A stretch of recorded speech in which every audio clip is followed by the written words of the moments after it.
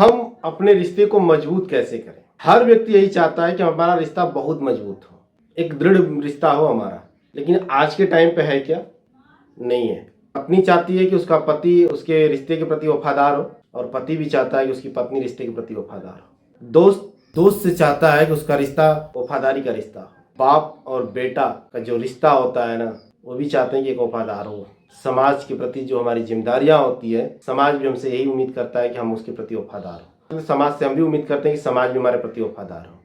लेकिन इतना सब कुछ जानने के बाद भी हमारे रिश्ते खराब क्यों हैं? सिर्फ एक कारण है कि हम वचनबद्ध नहीं है। मेरा मानना है कि अगर जीवन में अगर रिश्ते को मजबूत करना है तो हमें वचनबद्ध होना पड़ेगा। जब हम जीवन के अंदर वचनबद्ध होंगे ना, तो हमारे रिश्ते सही तरीके से मजबूत रिश्ता होगा। जब हम अपने रिश्ते के प्रति वचनबद्ध हैं, जो हमने वचन दिया, जो हमने बातें कही, उस बात पे अगर हम कायम हैं, हमारा रिश्ता मजबूत है। उसमें तीसरा व्यक्ति आ जाए, चौथा व्यक्ति आ जाए, पांचवा व्यक्ति आ जाए, चाहे जितने मन उतने व्यक्ति आ जाए, हमारा रिश्ता कभी खराब नहीं होगा। लेकिन जिस दिन हम वचन के विपरीत जाकर वर्क करना शुरू करते हैं, तो हमारे रिश्ते जाहिर सी बात है कि मजबूत नहीं है। तो हमें एक मजबूत रिश्ता बनाने के लिए हमें अपने वचन को निभाना शुरू कर दीजिए, बाकी आपके रिश्ते ऑटोमेटिक सही हो जाएंगे। मैं कहता हूं ना कि आपको कहीं जाने की जरूरत नहीं है, किसी के पास जाने की जरूरत नहीं है। सिर्फ एक काम आप करना शुरू कर दीजिए, सामने वाला व्यक्ति भी, हर व्यक्ति एक काम करना शुरू कर दे, अपने रिश्ते के प्रति वचनबद्ध हो जाए। हमने वचन दे दिया तो दे दिया, हमारी पत्नी है तो है, ये हमारा पति है तो है,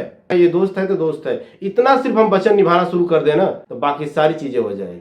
जानते हैं ना, दोस्ती के प्रति अगर हम वचन निभाते हैं ना, तो हम क्या कर रहे हैं? हम अपने दोस्त के प्रति विश्वसनीयता कायम रख रहे हैं। अगर हम अपने ग्राहक के प्रति अगर जिम्मेदार व्यक्ति वचन निभाते हैं, तो जाहिर सी बात है कि हम ग्राहक को अच्छी सेवा दे रहे हैं। वैवाहिक जीवन के प्रति अगर हम वचन निभा रहे हैं, जाहिर सी बात है कि हम एक वफादार इंसान हैं।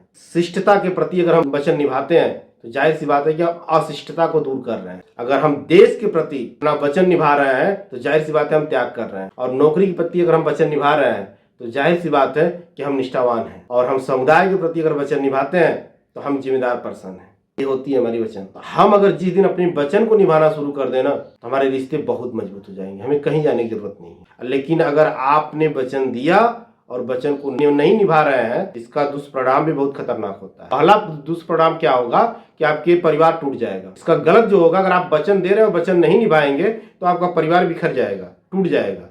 आपकी अधूरी जिंदगी होगी, लावारिस बच्चे पैदा होंगे, कमजोर रिश्ते होंगे, अकेलापन महसूस होगा, भारी तनाव होगा, मायूसी होगी, शर्मिंदगी होगी। इन सारी चीजों आपकी जिंदगी में होना शुरू हो जाएगा, और आप अपनी किस्मत का दोष देना शुरू कर देंगे। जबकि किस्मत जिंदगी में ये सब चीजें है ही नहीं। आपने कभी वचन देकर वचन निभाया ही नहीं, शायद आपने एक अच्छा दोस्त खो दिया। आपने वचन देकर वचन नहीं निभाया, शायद आपने एक अच्छी पत्नी खो दी, शायद आपने एक अच्छा पति खो दिया हो।